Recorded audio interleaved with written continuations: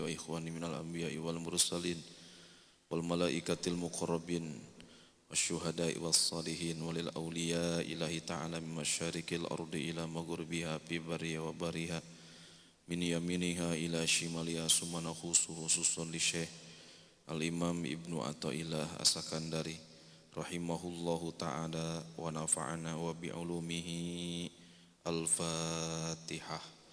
A'udzu billahi minasyaitonir rajim. Bismillahirrahmanirrahim. Alhamdulillahirabbil alamin arrahmanir rahim maliki yaumiddin.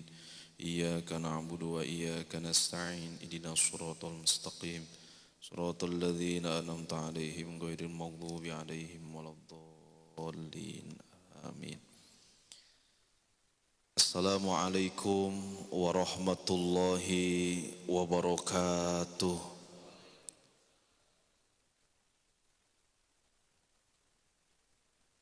Bismillahirrahmanirrahim. Nahmaduka ya man awjadal makhluqati ala iskalil badi'ah biwujudi habibihi min sulalatil kursiyah wa nusalli ala sayyidina Muhammadin wa ala alihi wa ashabihi al-akhyariyah wa nusallimu alaihi wa alaihim salatan wa salaman daimaini ila yaumil qiyamah. Amma ba'du wa ba'da tahiyah nashkurullaha ta'ala jami'an ala ni'ami. Hadratil muhtaramin yang sama-sama kita hormati dan muliakan para alimul ulama, para asatid, para imam, para sepuh dan bini sepuh, hadirin wal hadirah rahimani wa rahimakumullah. Alhamdulillah, bersyukur kita kepada Allah, bersalawat kita kepada baginda Rasulullah Muhammad sallallahu alaihi wasallam. Semoga pagi hari ini wasilah dan sababiyah kita melaksanakan dua perintah Allah, yakni sholat berjamaah subuh, dilanjutkan duduk sejenak hadir di majelis ilmu. Semoga kita dirahmati, diberkahi, dicintai dan diampuni oleh Allah Subhanahu wa taala. Amin ya rabbal alamin. Bapak Ibu saudara hadirin jamaah yang dimuliakan Allah Subhanahu wa taala, kita akan lanjutkan kajian kita pada pagi hari ini. Kita masuk kepada hikmah yang ke-17 dalam kitab Al-Hikam Asy-Syaikh Imam Ibnu Athaillah. Kembali kami sampaikan, kapasitas kami hanya membacakan, bisa jadi banyak silap dan salah, mohon diluruskan karena bisa jadi yang dimaksud dengan muallif atau musannif kitab tidak sama dengan apa yang kami sampaikan karena keterbatasan kemampuan dan pengetahuan. Bismillahirrahmanirrahim. Qala al-muallif rahimahullahu ta'ala wa nafa'ana wa bi'ulumihi wa amada bi asrarihi wa a'ada bi barakatihi fi daraini amin. Ma taraka minal jahli syai'an man arada ayyuhditha bil waqti ghayra ma azharahullahu bihi. Artinya kurang lebih, tidaklah meninggalkan sesuatu pun dari kebodohan siapapun yang menghendaki terjadinya sesuatu urusan di luar waktu yang telah ditampakkan dan ditempatkan oleh Allah padanya. Kira-kira pemahaman yang bisa kita gunakan agar lebih mudah kita pahami adalah di antara bentuk kebodohan ketika seseorang ingin pindah dari satu tempat yang telah Allah tetapkan, dia ingin pindah sendiri, tidak dipindahkan oleh Allah. Nah, seperti apakah Bapak Ibu sarahannya? Bismillahirrahmanirrahim. Idza aqamallahu subhanahu 'abdan fi halin minal ahwali badaniyan kana au qalbiyan la yadhummuhu syar'an falyaltazim dzalik falyuhsinil adab wal yarda bidzalika wa la yantaqil ila ghairi ma huwa fihi hatta yanqulahu subhanahu wa ta'ala fa in taqala ila ghairi ma huwa fihi faqad jahila rabbah wal jahlu billahi ajhalu minal jahlil murakkab au kama qala wallahu a'lam bimuradi. Apabila Allah Subhanahu wa ta'ala menempatkan seseorang hambanya pada satu keadaan dari keadaan-keadaan, baik keadaan itu bersifat badan atau bersifat hati, yang mana keadaan itu tidak dicela, tidak dianggap salah, tidak dianggap batil oleh syariat, oleh agama, oleh hukum Allah, maka hendaklah dia melazimi atau meneruskan tetap dalam keadaan itu,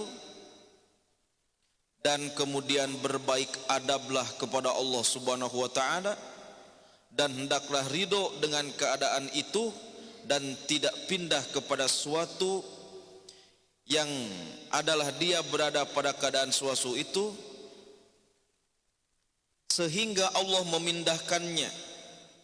Maka berarti ketika kita menginginkan pindah dari satu keadaan kepada keadaan yang lain sementara Allah belum memindahkannya, maka jahillah dia kepada Allah dengan jahil yang sangat jahil di atas kejahilan. Bapak Ibu hadirin jamaah yang dimuliakan Allah, pesan dalam hikmah ini Allah kemudian telah kepada diri kita mengingatkan dan telah menetapkan satu keadaan, sehingga dalam pesan hikmah ini Imam Ibnu Athaillah ingin memberikan pesan kepada kita, apapun profesi kita, dimanapun kita berada, apapun jenis pekerjaan kita, status sosial apa yang kita sandang dan kita miliki saat ini, ketika tidak dicela oleh syariat, tidak bertentangan dengan agama, maka lazimlah, maka tetaplah di posisi itu sehingga nanti dipindahkan oleh Allah Subhanahu wa ta'ala. Ridho, berbaik adab kepada Allah, begitu. Bapak Ibu, mohon maaf, berbicara masalah, karena di sini ulama menyebutkan jahil, kalau jahil itu bahasanya bodoh. Jadi saya agak berat menyebutkan bodoh ya. Ketika berbicara masalah kebodohan, bodoh itu ada 3 tingkatan Bapak Ibu. Nah, khawatir kita nih ada di dalamnya, semoga tidak ya. Insya Allah kalau bapak-bapak, ibu-ibu pintar-pintar ya. Ya, mungkin saya aja yang bodoh kelihatannya, begitu. Pertama ada namanya jahil basit Bapak Ibu. Apa itu jahil basit? Dia tidak tahu, tapi dia tahu bahwa dirinya tidak tahu. Lumayan ini. Ngerti nggak kira-kira Bapak Ibu sekalian ya? Bodoh basit adalah dia tidak tahu, tapi dia tahu dirinya tidak tahu. Masih lumayan. Oh, saya tidak tahu, tapi dirinya tahu bahwa dirinya nggak tahu gitu. Ini masih lumayan Bapak Ibu sekalian. Contohnya, ini apa? Nggak tahu gitu. Nggak tahu. Misalnya ini contoh, ini apa? Nggak tahu. Tapi dirinya tahu bahwa dia nggak tahu ini tuh apa gitu. Itu bodoh basit. Nah yang kedua ada jahil atau bodoh murokab. Satu tingkat di atasnya, levelnya ini paling rendah lagi nih. Bahaya Bapak Ibu sekalian. Ini namanya jahil murokab. Kalau di Arab itu Bapak Ibu, selain dikatakan bahlul, itu masih ingat saya Bapak Ibu sekalian. Woi, bahlul murokab. Ini udah penghinaan yang paling dalam, karena dianggap lebih daripada bahasanya idiot, kira-kira begitu ya. Ya masih mending kira-kira idiot begitu. Maaf bahasa, aduh kasarnya begini, kalau Romo Kiai dulu mengajarkan begini. Kalau bahasa kitanya nih ya Bapak Ibu, bodoh, belet, beteng, bengak, bin bahlul, kira-kira begitulah kira-kira ya. Waduh, bahasa apa kira-kira mau digambarkan itu ya Bapak Ibu, mohon maaf ini ya. Masya Allah. 1 kali 1, 5 jawabannya, kira-kira begitulah. Contohnya bagaimana? Dia tidak tahu, tapi dia tidak tahu dirinya nggak tahu. Contoh, ini apa? Misalkan disebutkan, udah tahu ini kan handphone, misalkan ponsel Bapak Ibu sekalian. Ini apa? Kambing, kira-kira begitu di jawabannya itu. Itu udah jahil murokab namanya. Padahal ponsel dibilang kambing, kira-kira begitulah. Tapi ini pun masih mending Bapak Ibu sekalian saya sampaikan. Ini dianggap masih ada ampunan Allah, masih dimakfu dalam syariat ketimbang jahil kepada Allah, bodoh kita terhadap Allah. Apa itu bodoh kepada Allah? Mereka tidak tahu, mereka tidak mengerti bahwa Allah yang menciptakan, Allah yang menghidupkan, Allah yang mematikan, Allah yang meninggikan, Allah yang merendahkan, Allah yang melapangkan, Allah yang menyempitkan, Allah yang mengangkat derajat, Allah yang menghinakan, Allah yang memudahkan, Allah yang menyulitkan, Allah yang memberi rezeki, Allah yang menahan rezeki. Kalau kita tidak tahu bahwa itu adalah af'al Allah, kita bodoh di atas bodoh dan sangat bodoh di dalamnya. Tapi saya yakin itu Ustadz. Oh, coba kita lihat Bapak Ibu sekalian, benar nggak kita seperti itu? Dalam kehidupan sehari-hari Bapak Ibu sekalian, saya tahu kok itu memang Allah semuanya. Sudah menjadi keyakinan seperti itu, tapi kadang perilaku kita tidak mencerminkan seperti itu dan kita dianggap jahil kepada Allah. Contohnya bagaimana Bapak Ibu sekalian? Contoh ketika Bapak Ibu menganggap semua adalah Allah, oleh Allah, bagi Allah.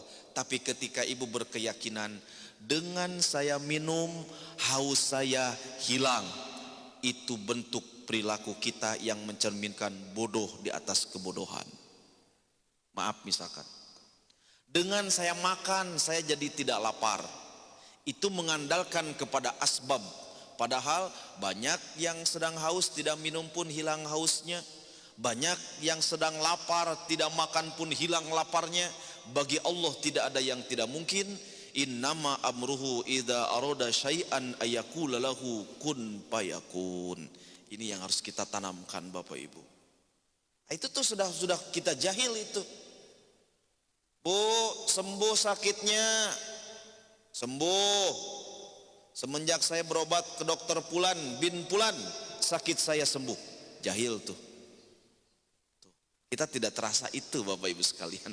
Ucapan kita, perilaku kita kadang-kadang tidak mencerminkan kita meyakini bahwa semuanya seluruhnya datang dari Allah Subhanahu wa taala. Sehingga hati-hati ucapan, tingkah laku dan perbuatan gitu ya. Yakin itu yang paling kuat ke Allah. Bapak Ibu, sebelum kita ke apa sih sebetulnya kita nih tadi jangan minta dipindahkan dari posisi itu. Saya mau sedikit cerita lama ya tentang bahwa pentingnya menanamkan tauhid kepada Allah supaya kita tidak termasuk orang yang jahil murokab, bahkan lebih daripada itu jahlu ilallah, jahil kepada Allah gitu. Bapak Ibu, ada sebuah kisah, katakanlah namanya anak kecil, seorang keluarga SD, anak SD, katakan kelas 6 SD, nama anaknya si Ade. Maaf ya kalau ada kemiripan nama, ini hanya fiktif kalau karakter gitu ya. Si Ade ini di sekolahnya ada namanya Dharma Wisata Bapak Ibu ya. Karena Bapak Ibu mohon maaf ya, ini harus sulit ngaji hikam ini, tasawuf ini kalau kita tidak pandai mengolahnya gitu ya. Saya pribadi pun pusing memahaminya, apalagi bapak dan ibu gitu ya. Mohon izin. Si Ade ini ada dharma wisata di sekolahnya, akan dilaksanakan di hari Sabtu. Kemudian di hari Kamis dia laporan kepada bapaknya. Bapaknya ternyata ahli tauhid dan ahli makrifat sudah tingkat tinggi, Bapak Ibu sekalian ya. Ternyata ayahnya ingin mengajarkan ketauhidan kepada si Ade. Ya, lapor si Ade. Ayah, di sekolah hari Sabtu akan ada dharma wisata. Saya ingin ikut ayah. Tapi harus bayar ya, ongkosnya 30.000. Kata bapaknya, kalau kamu ingin ikut dharma wisata, pantas atau tidaknya kamu ikut dan berangkat, itu sudah ada ketentuan dan takdir dari Allah. Kamu minta saja sama Allah, Dek. Kamu mohon kepada Allah, perbaiki amalmu, sholat jamaahmu dijaga, bacaan Quranmu diistiqomahkan lagi, sholatmu harus tepat waktu, ya, minta sama Allah, doa sama Allah, kira-kira begitu. Akhirnya si Ade, Bapak Ibu, sudah mulai, kata dalam hatinya, mungkin dalam hatinya, ya Allah, pelit amat bapakku ini. Cuma 30.000 harus begini dan harus begitu gitu. Kira-kira begitulah ya. Namanya juga anak kecil. Untuk ukuran akal anak kecil seperti itu dianggapnya agak getir gitu Bapak Ibu ya. Doa sama Allah. Gini deh, minta doa sama Allah.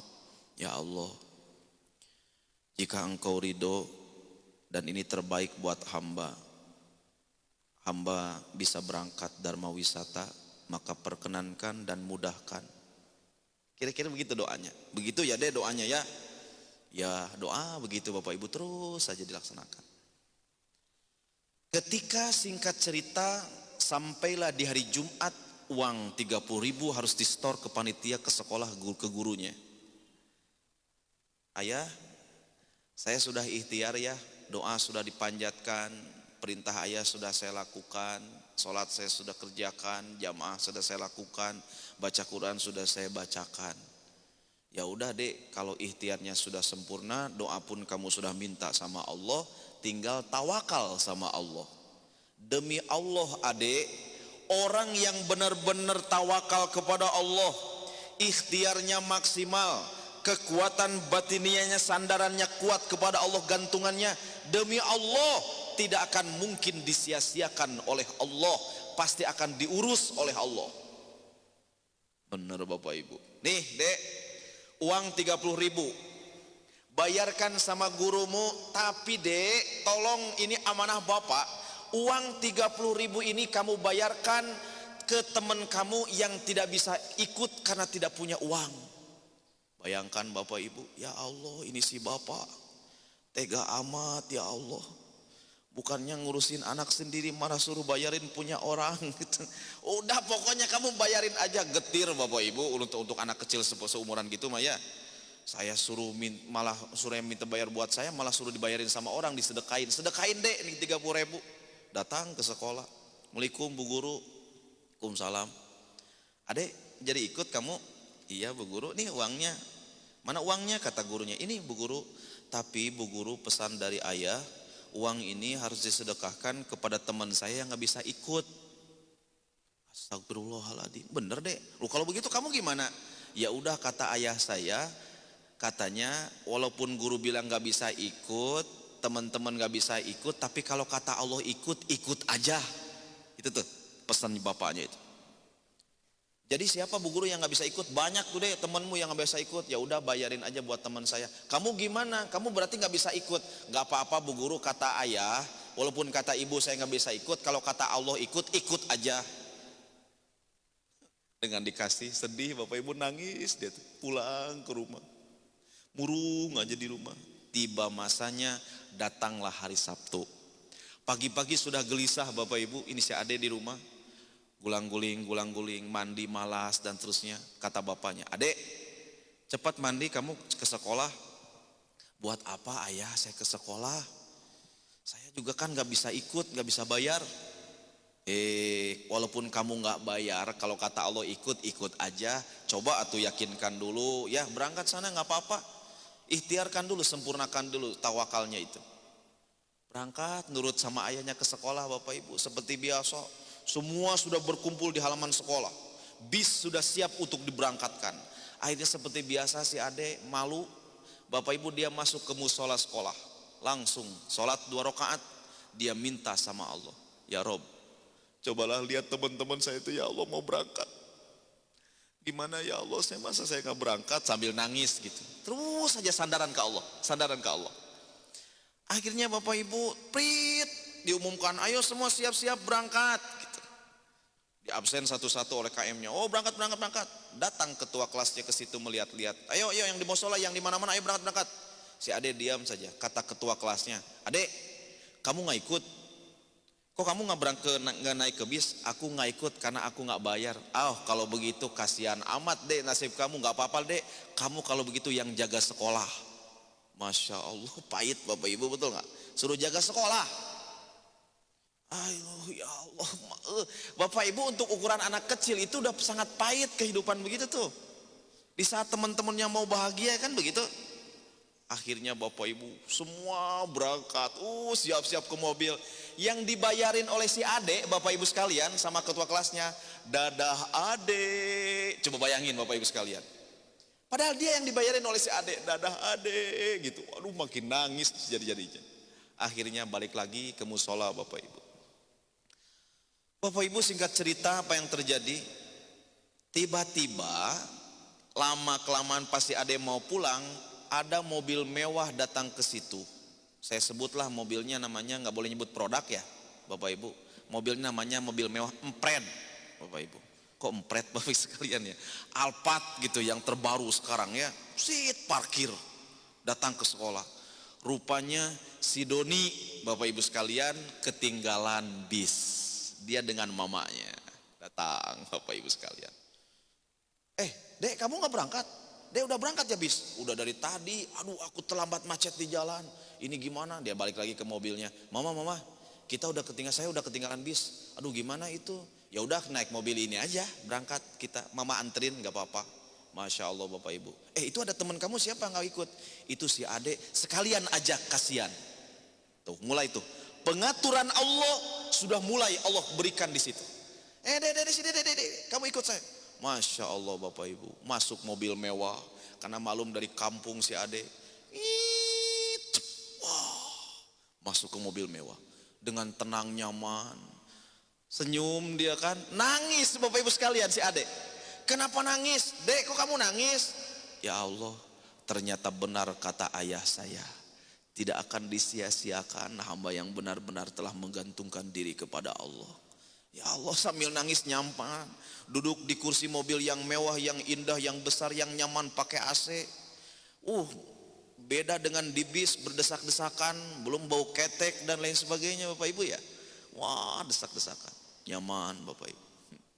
Berhenti Bapak Ibu di rest area gitu yang lain. Jajan dibeliin tuh Bapak Ibu makanan oleh mamanya si Doni, 1 karung. Banyak Bapak Ibu sekalian, roti, coklat semuanya deh. Nangis lagi si adek. Kenapa dia nangis?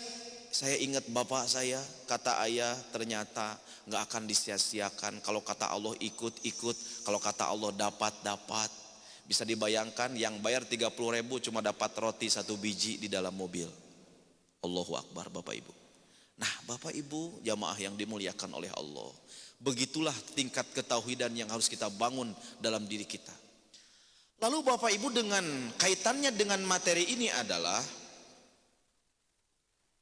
ketika kita dalam sebuah posisi, pertama begini Bapak Ibu sekalian, bagaimana adab kita kepada Allah yang harus kita tanamkan, husnul adab kepada Allah. Contoh, ketika kita posisi dalam status sosial kita, Allah takdirkan kita menjadi seorang guru, mengajar misalkan gitu. Dengan kita mengajar, rezeki kita dicukupi oleh Allah, pekerjaan kita tidak bertentangan dengan syariat agama, ibadah terjaga, kewajiban terpelihara dan terlaksana kepada Allah Subhanahu wa taala. Lazimi, maka tenanglah di posisi itu, jangan mau pindah ke posisi yang lain. Biarkan Allah nanti yang memindahkan kalau memang kata Allah pindah. Bapak Ibu, kita sebagai seorang pelajar, kita belajar menuntut ilmu, sudah dijamin oleh Allah rezeki kita, udah fokus saja belajar. Nanti juga jangan mau pindah posisi, nanti juga kalau kata Allah pindah aja, berganti posisi kita. Wa nudawwilu bainan nas, aku akan putarkan kehidupan manusia. Ustadz, saya seorang pengusaha, seorang pedagang. Jika bapak pengusaha dan ibu adalah seorang pedagang, jika dagang bapak ibu tidak berteberangan dengan syariat agama Allah, tidak dicela oleh agama dan syariat, lanjutkan, teruskan, istiqomahkan dalam jualan dan dagangannya. Jangan mau pindah. Bosan dipikir-pikir ini jualan, mau pindah aja lah, mau cari usaha yang lain gitu. Jangan gitu. Ini kata ulama ahli tasawuf, jangan gitu. Saya seorang pengusaha bapak, ibu-ibu pengusaha, tapi tidak berseberangan dengan syariat, terjaga dan terpelihara daripada barang-barang haram, kemudian hal-hal yang tidak diridhoi oleh Allah. Teruskan bapak ibu usaha dan kerja di bidang itu. Ustadz, saya seorang pejabat pegawai negeri misalkan. Jika pejabat dan pegawai negeri bapak ibu sekalian kerja di pemerintahan tidak berseberangan, tidak dicela oleh syariat agama Allah, tidak ada unsur riswah di dalamnya, suap dan lain sebagainya, bahkan bisa terjaga diri kita untuk ibadah kepada Allah, kewajiban tetap terlaksana, apapun juga tetap bisa kita lakukan ibadah kepada Allah, nafkah dohir batin untuk anak dan juga istri di rumah pun terpenuhi. Teruskan dan lanjutkan. Kira-kira begitu. Saya ingat materi ini, saya konsultasi sama Romo Kiai Masyayikh. Beliau adalah Kiai Haji Ilyas rahimahullah, pimpinan Pondok Pesantren Miftahul Huda At-Tafsiri. Saya ini cerita pribadi spiritual, mohon maaf ya Bapak Ibu, mudah-mudahan tidak ada unsur yang lain. Tinggal satu tahap lagi, waktu saya bertugas di Dinas Pendidikan, saya tugas di SMA Negeri 14 waktu itu. Sudah pemberkasan dan lain sebagainya, saya dari koridor 1, karena dulu dari honor daerah, pernah jadi GTT dan seterusnya. Maka nama saya sudah keluar akan menjadi CPNS saat itu. Saya tekunin aja gitu, saya tekunin, alhamdulillah tekunin. Apa yang terjadi Bapak Ibu sekalian jamaah yang dimuliakan Allah Subhanahu wa taala? Tidak ada keinginan untuk pindah apapun itu, tidak ada keinginan untuk keluar. Saya nikmati aja, alhamdulillah ya Allah, bentar lagi menjadi PNS, impian banyak orang. Kira-kira begitulah ya. Terus saja dilajimkan gitu. Allah memberikan isyarat. Apa itu isyaratnya? Pertama, ada hal-hal mulai hati tidak tenang, jiwa tidak bahagia. Awalnya ada orang yang berwakaf tanah untuk dijadikan pondok pesantren. Sementara jadi pegawai negeri itu sudah jelas tidak boleh kemudian kita kemana-mana, sehingga kemudian harus ada fingerprint, waktunya jelas, jam mengajarnya tidak bisa kemana-mana. Mulai gelisah saya Bapak Ibu sekalian, tidak tenang gitu. Konsultasi sama Romo Kiai, Romo ini bagaimana? Oh ya udah, kamu istihoroh saja, mohon kepada Allah, tapi jangan minta mau pindah ya, tetap aja kamu di situ. Ya, akhirnya Bapak Ibu sekalian tidak cukup diberikan lahannya, dibangunkan pondok pesantrennya. Oh kata Romo, isyarat Sep, kamu tinggalkan saja dan kamu fokus untuk melaksanakan kegiatan di pondok pesantren. Akhirnya saya tinggalkan Bapak Ibu. Romo tidak segampang itu membangun pondok pesantren. Bagaimana Romo? Udah gak apa-apa kata Romo, amanah dari Romo ya, kamu tidak boleh minta-minta sama orang. Ini kalau paham kiai saya Bapak Ibu, tidak diperkenankan membuat proposal. Ini paham kiai saya ya, mohon maaf nih Bapak Ibu sekalian. Ini paham, masing-masing paham. Termasuk guru kami yang di Sidogiri misalkan. Terus ada masai-masai yang lain, guru saya pribadi terutama Mama Ilyas menyarankan, kata beliau, tidak boleh kamu minta dan bikin proposal, bikin pesantren. Alhamdulillah Bapak Ibu sekalian, bismillah saja. Gak pernah tuh Bapak Ibu minta ya Pak Haji, misalkan saya ke kakanda saya Pak Haji Arsad, Pak Haji bantu Pak Haji lagi bangun pesantren. Atau kalau ada Pak Ucok, bang bantu bang, minta tolong, nggak pernah saya, betul nggak? Atau kepada siapa gitu, nggak pernah. Lillahi ta'ala nggak pernah. Jamaah Bapak Ibu ratusan pengajian ibu-ibu di mana-mana. Lillahi ta'ala Bapak Ibu bisa tanya, tidak pernah tolong bantu ibu-ibu di list di grup kita, nggak pernah. Lillahi ta'ala nggak pernah. Dengan begitu keyakinan kita kuat kepada Allah. Saya alhamdulillah ditawarin oleh pemerintah dan seterusnya bikin Ustadz proposal, nanti ada dana bantuan hibah dan seterusnya. Alhamdulillah nggak sempat bikin proposal. Ya, terakhir wakil gubernur juga dekat dengan istri dan saya. Total Ustadz bikin aja proposalnya. Saat ini pun belum sempat bikin proposal, bukan tidak mau, belum sempat. Ya, mau bikin proposal, alhamdulillah 2 hari yang lalu jamaah Ustadz ini ada 500 juta. Demi Allah nih Bapak Ibu sekalian ya. Ini ada 500 juta, silahkan gunakan untuk pembangunan pondok pesantren dan membangun masjid. Di Bengkong bangunan kurang lebih 3 miliar selesai tanpa meninggalkan hutang. Sekarang bangunan di Setoko Bapak Ibu sekalian yang luasnya kurang lebih 1 hektar itu memerlukan dana kurang lebih 10 M. Sekarang cakar ayamnya sudah selesai, sudah habis kurang lebih 700 juta. Dan itu pun wallahu a'lam duitnya dari mana selesai. Saya yakin selesai itu. Bismillah, tanpa harus meminta. Ya, Bapak Ibu hadirin jamaah yang dimuliakan Allah Subhanahu wa taala. Tapi kalau ada yang memberikan, alhamdulillah. Kira-kira begitu ya, diterima dengan senang hati dan alhamdulillah. Ayahanda bunda pilah jamaah yang dimuliakan oleh Allah, bangun kekuatan mentalitas ketauhidan dan gantungan yang kuat kepada Allah Subhanahu wa taala. Jangan minta pindah dari posisi kita saat ini. Ketika posisi kita dan Allah ridho kita di situ, kemudian kita tidak melanggar syariat-syariat Allah, tidak dicela oleh agama dan syariat, maka tetap saja di posisi itu. Biarkan kata Allah pantasnya di mana, nanti juga kalaupun memang dipindahkan Allah, kita akan pindah posisi kita. Bapak Ibu, kami meriwayatkan ini karena ini pengalaman spiritual secara pribadi. Mudah-mudahan sesuai dengan arahan para ulama dan anjuran para guru-guru kita, kita senantiasa bisa menguatkan iktikad dan keyakinan kita kepada Allah Subhanahu wa taala. Apapun bagi Allah susah menurut kita, gampang menurut Allah. Berat menurut kita, ringan bagi Allah. Jangankan Bapak Ibu sekalian yang lain-lain, Allah membangun bumi ini, menciptakan langit dan bumi tanpa tiang, dan mengurus diri kita yang sangat rumit di dalam hidup kita ini pun selesai oleh Allah Subhanahu wa taala. Ayahanda bunda filah jamaah yang dimuliakan oleh Allah, barangkali ini hikmah yang ke-17, mudah-mudahan ada manfaatnya buat kita semuanya. Sekali lagi, apapun status sosial dan profesi kita, tetap di situ dan istiqomah ketika profesi itu tidak melanggar aturan-aturan dan syariat-syariat agama Allah.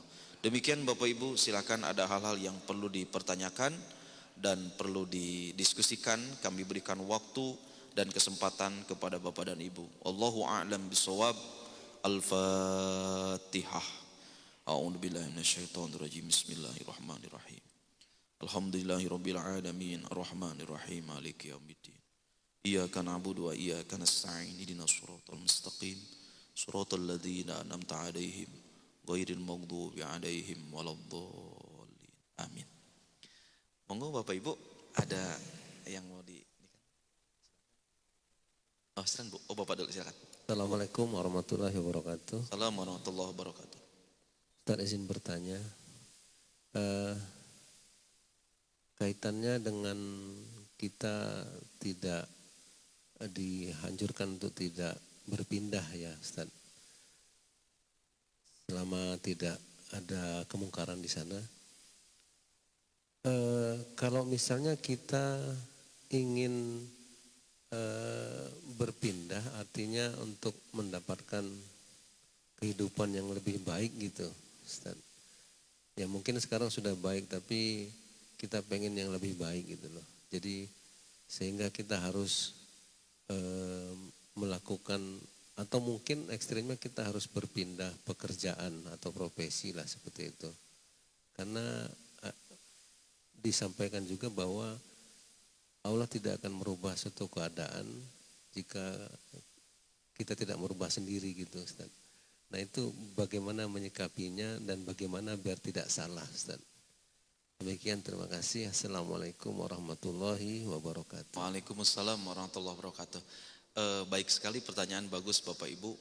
Sejauh ini Bapak Ibu maaf, pernah tidak kepada Allah seperti ini? Ya Rob, hamba ingin lebih baik kehidupan menurut ridhomu, menurut pandanganmu. Ya Allah, jika yang terbaik berikan petunjuk. Saya ingin seperti ini ya Rob. Kalau terbaik berikan petunjuk, tapi kalau tidak baik hamba pasrah apapun yang kau takdirkan buat hamba. Itu aja dulu Pak ikhtiarnya. Nanti Allah berikan isyarat. Allah berikan isyarat. Benar Bapak Ibu, innallaha la yughayyiru ma biqaumin hatta yughayyiru ma bi anfusihim. Allah tidak akan merubah nasib seseorang kecuali dirinya yang merubah. Dengan cara apa merubah takdir kita, merubah nasib kita? Ya jangan mohon petunjuk kepada Allah. Nanti biar Allah yang akan merubahnya. Ya. Kita sudah tumaninah Bapak Ibu, Bapak sudah bekerja, sudah cukup untuk anak dan istri. Bapak sudah tumaninah ibadah kepada Allah, kewajiban dilaksanakan. Dalam bekerja tidak ada unsur goror, tidak ada unsur menipu, tidak ada unsur merugikan orang lain. Tenang gitu. Tandanya Bapak Ibu sederhana dalam ilmu tasawuf. Jika Allah berikan ketenangan, batin lapang, itu tandanya Allah merestui kita di situ. Itu tandanya tuh. Hati tidak akan mungkin bisa dibohongi. Nah, ikhtiar kita kalau ingin lebih baik menurut kadar kita adalah mohonkan aja kepada Allah. Ya Rob, jika ini yang terbaik buat hamba dan keluarga, ya Allah tenangkan hati hamba. Ya Allah, hamba ingin lebih baik, hamba ingin seperti ini, tapi ya Allah apakah itu lebih baik buat hamba dan keluarga, buat agama hamba? Berikan petunjuk ya Allah. Gitu Pak. Itu aja ikhtiarnya. Ikhtiarnya seperti itu, berikan petunjuk dengan kita terus melaksanakan ikhtiar dan sunatullah yang sedang kita jalani saat ini. Nanti lama-lama Allah akan memberikan isyarat kepada kita. Baru dipindahkan oleh Allah Subhanahu wa taala. Boleh meminta sesuatu kepada Allah dalam bentuk apapun silahkan. Tetapi kalau dalam konteks tasawuf Bapak Ibu, karena ada kita rambu-rambunya dalam Al-Quran begini. Asa an tuhibbu syai'a wa huwa syarrul lakum wa asa an takrahu syai'a wa huwa khairul lakum. Bisa jadi sesuatu yang kita anggap baik tapi tidak baik menurut Allah. Bisa jadi sesuatu yang kita anggap tidak baik tapi baik menurut Allah. Maka mintalah kepada Allah bimbingan dan petunjuk. Ulama-ulama ahli tasawuf mengajarkan kepada kita adalah wa ya qadiyal hajat, Allahumma inna nas'aluka ridoka wal jannah. Ya Allah, hamba minta ridhomu. Kalau Allah sudah ridho Bapak Ibu sekalian, semuanya pun jangankan yang diminta, tidak diminta pun diberikan oleh Allah. Yang penting tenang Bapak Ibu, yang penting tenang, hati bahagia gitu. Tidak perlu kehidupan itu serba layak. Tidak perlu kehidupan itu serba ada. Yang penting tenang. Bahkan ini yang lebih ekstrim Pak. Ulama menyebutkan, andai makom kita saat ini oleh Allah diuji tentang kepakiran. Ini memang kalau bicara tasawuf Bapak Ibu agak bertentangan ya dengan fikih, dengan logik. Tapi saya mau berikan itu saja dulu sebagai bahan pertimbangan Bapak dan Ibu. Andai kita di posisi sedang pakir, tapi kelebihannya Bapak Ibu, walaupun kita kekurangan hati tenang, jiwa lapang, kita nikmat aja gitu hati, walaupun hidup agak sulit gitu, tapi Allah berikan ketenangan. Kata ulama, jangan minta kaya, jangan minta berkecukupan. Andai kehidupan kita walaupun fakir, tapi Allah berikan ketenangan gitu. Ada ya Ustaz seperti itu? Ada banyak Bapak Ibu. Karena bahagia itu tidak terletak pada pangkat jabatan, kekuatan, harta benda. Ketenangan itu huwaladzi anjalas sakinah, ketika Allah memberikan ketenangan di dalam hati. Kalau Bapak Ibu salah lagi kalau ketenangan didapatkan dari harta benda. Bapak Ibu merasa tenang, merasa dihargai orang kalau kita punya harta, punya pangkat, rumah mentereng, mobil mengkilat. Apa itu? Kaleng, plastik, karet ngotorin hati gitu. Jadi biasa-biasa saja Bapak Ibu sekalian ya.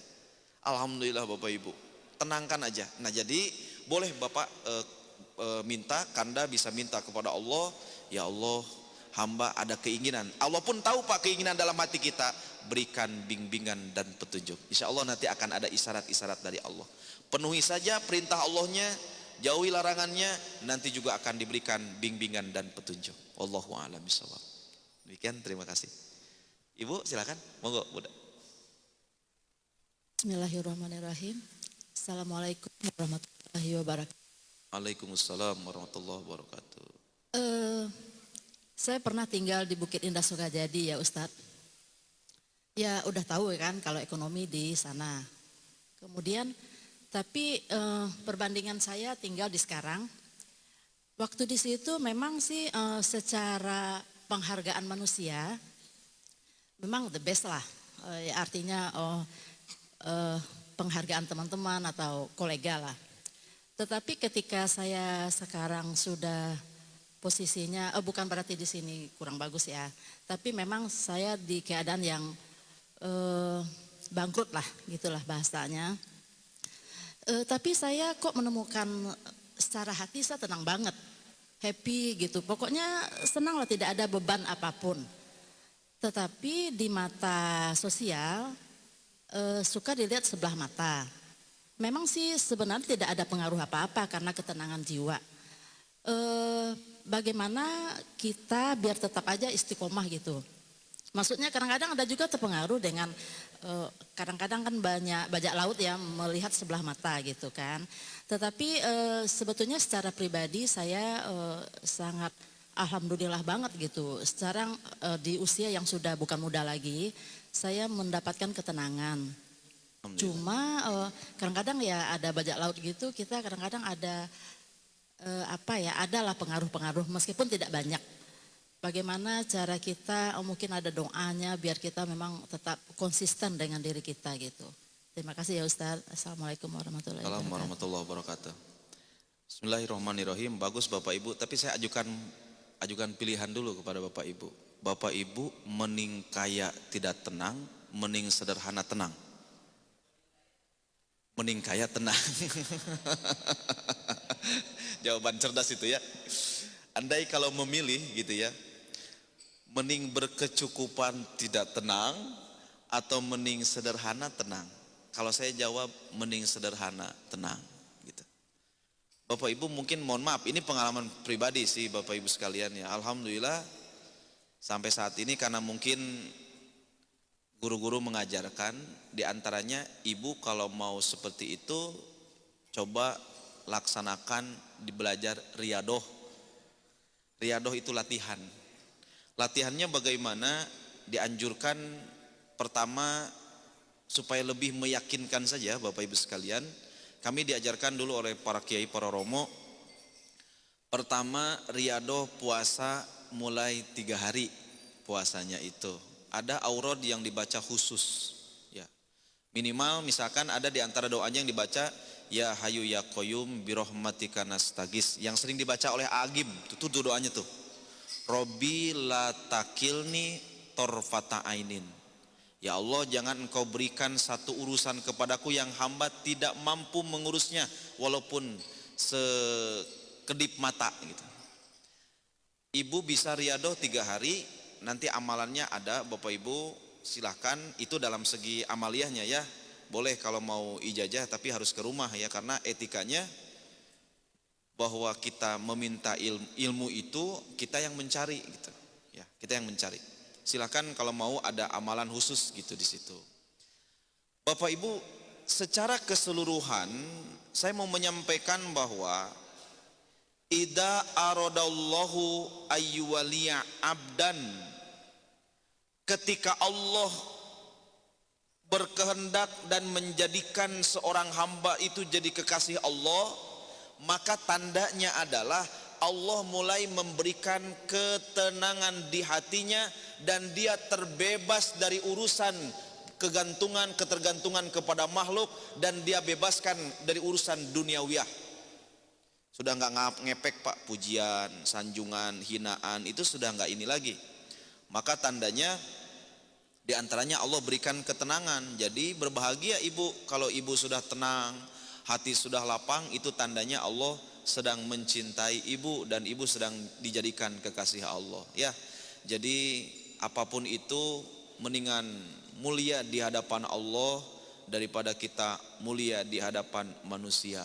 Karena hakikat dunia ini Bapak Ibu, kata Imam Syafi'i, kalau mau mulia di dunia, kata Imam Syafi'i, izud dunia bil mal. Kalau Bapak Ibu mau dihormati, dihargai di dunia, orang misalkan angkat topi ke kita, banyakin aja harta. Banyakin aja harta. Iya Bu, serius ini saya. Serius. Beda dong Bapak Ibu, maaf ini bisa jujur nggak? Coba jujur jawab. Beda dengan saya bawa motor butut parkir di situ dengan saya bawa kendaraan roda 4. Beda, betul nggak? Betul. Coba kalau saya bawa motor butut, disambut pun nggak gitu ya, kira-kira begitulah. Tapi kalau saya bawa misalkan gagah, wah Masya Allah Ustaz, kira-kira begitulah. Dan juga penghargaannya pun beda. Kalau pakai motor butut 100.000, tapi kalau pakai kendaraan minimal bensinnya berapa, kira-kira begitulah ya. Mohon maaf, itu tuh dunia Pak, betul nggak Pak? Betul kan? Betul. Maka saya sampaikan, supaya tidak jadi fitnah dan dijengkali orang, kita ini harus mapan dalam segi ekonomi. Bapak Ibu lillahi ta'ala, saya kalau ceramah kemana-mana saya bawa amplop Pak. Lillahi ta'ala saya bawa amplop. Supaya nanti Ustadz syukur kalau lupa ngasih amplop, saya juga nggak berharap. Kira-kira begitu. Karena toma ini Bapak Ibu kehinaan yang paling mendalam ketika toma mengharapkan amplop gitu Bapak Ibu sekalian ya. Saya juga bukan hanya bahasanya begini, bukan ini tahadus bi'imah saja, bukan pekerjaan ceramah dakwah ini, tapi memang adalah syiar agama Allah, bukan cari penghidupan dari dakwah tapi menghidupkan dakwah. Saya juga punya usaha Bapak Ibu, saya jual kerupuk, saya agen beras, saya agen gas dan seterusnya, banyak usaha saya. Jangan dikira sepele gitu Bapak Ibu sekalian ya. Kira-kira begitu, mohon maaf Bapak Ibu sekalian ya. Karena kan tadi kata Imam Syafi'i, kemuliaan dunia bisa didapatkan dengan banyaknya harta. Kalau mau dihormati orang, banyakin aja duit Bapak Ibu sekalian, begitulah ya. Wa izul akhirah bisolihil a'mal. Kalau mau dimuliakan di akhirat, solehkan amal kita. Dunia ini adalah bagaikan debu, tidak ada di hadapan Allah Subhanahu wa taala. Udah ibadah aja biar dimuliakan Allah Subhanahu wa taala. Tandanya ketenangan batin, kebahagiaan hati. Nah, Bapak Ibu hadirin jamaah yang dimuliakan Allah Subhanahu wa taala, kira-kira seperti itu ya Bunda. Ada amalan khusus monggo Bunda kalau mau kami berikan, tapi Bunda syaratnya harus datang ke pesantren ya. Gak mungkin saya kasih di sini. Artinya Bunda ke sana ya, insyaallah begitu kira-kira. Itu adabnya begitu. Adabnya, etikanya begitu. Karena Bapak Ibu sekalian, kalau bisa gitu ya. Kalau bisa nih kemanfaatan ilmu di zaman Imam Bukhari radhiyallahu an, ketika beliau dipanggil oleh raja untuk mengajarkan anaknya privat di kerajaan, Imam Bukhari nggak mau. Apa kata Imam Bukhari? Hakikat ilmu itu adalah yang datang kepada kita baru kita berikan ilmu itu. Mohon maaf Tuan Raja, jika anak Tuan ingin jadi ulama dan pintar serta soleh, dengan izin Allah bawa ke tempat saya ngajarin, bukan saya yang datang ke rumah Bapak dan Ibu. Jadi jangan biasakan privat manggil ustadz ke rumah, antar anak Bapak Ibu ke rumah, ingin manfaat ilmu mah. Akhirnya raja tersinggung, kemudian Imam Bukhari lalu kemudian dipenjarakan Bapak Ibu sekalian, dicari-cari, tapi ternyata dimuliakan oleh Allah Subhanahu wa taala, kedudukan yang agung bagi Imam Bukhari radhiyallahu an. Maka Bapak Ibu itu etikanya ya. Saya di pesantren juga nggak pernah tuh sebar-sebar brosur gitu. Ayo yang mau mondok cari. Bapak Ibu mondok nggak pernah kayak gitu.